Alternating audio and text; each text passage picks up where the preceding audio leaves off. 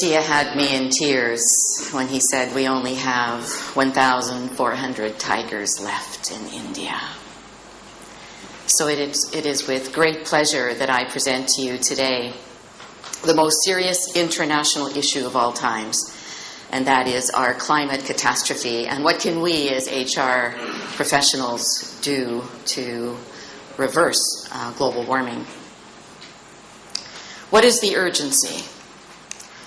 Scientists tell us that we have just to the end of 2012 to stop global warming. That is the final tipping point. This comes from Dr. James Hansen, amongst others, Dr. Rajendra Pachauri, head of the IPCC, and the list goes on. Many scientists are saying the end of 2012, that's when the tipping point could happen, and literally the Earth will start to burn up. So folks, we have less than 3 years to actually switch all of this around. Otherwise, runaway global warming is imminent.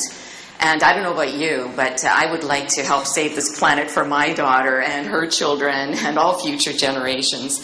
So it's really quite critical. What I'd like to move through very quickly here today are the 11 catastrophes that are happening on the planet and what each one of us can do about those 11 catastrophes. The first one is climate change is killing our fellow human beings.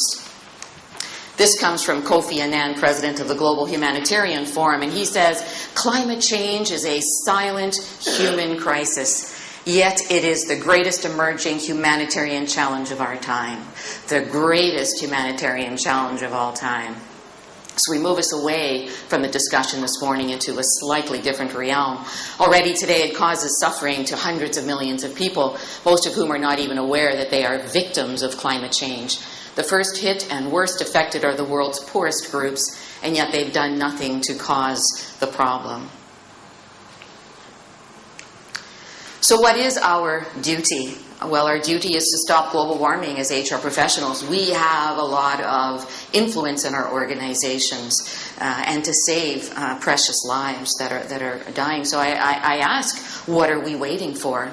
Let's take a look at climate catastrophe number 2. The oceans are dying.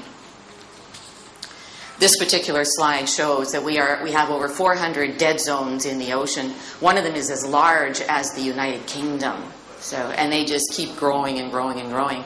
The oceans regulate our climate. Therefore, in order for us to live, in order for us to have a planet, we must keep our oceans alive.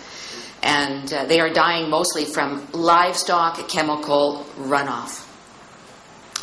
We have lost 90% of our large sea animals, such as the whales and the seals and so on. They have disappeared. We only have 10% left. So what is our noble duty? Is it to stop the oceans from dying? Yes, of course. Because without those oceans, we have no life. They regulate our climate. And yet at Copenhagen, it was not even mentioned. The oceans were not even mentioned. So I wonder, if it is our duty to stop the oceans from dying, what are we waiting for? That is my question. Catastrophe number 3, Arctic Ocean methane hydrates are melting. I don't know if you've seen on TV where they have methane hydrates. They kind of look like a big piece of wax, and they're at the bottom of the oceans, and they are melting. And as a result of that, Dr. Natalia Shikova from the International Arctic Research Center says that we consider release of up to 50 gigatons of predicted amount of hydrate storage is highly possible for abrupt release at any time. That may cause 12 times increase of modern atmospheric methane burden with consequent catastrophic greenhouse warming. So in other words, she's saying that we have 50 billion tons of methane hydrate that could explode at any moment. Folks, this is serious. This is really serious. And methane traps 72 times more heat than CO2, averaged over 20 years. So, and because of this, because it is a short-lived gas, we should be concentrating on methane and getting rid of it versus on CO2. The CO2 can last a lot longer. To our 2 colleagues from different parts of the world, may we present you a little memento of our happiness.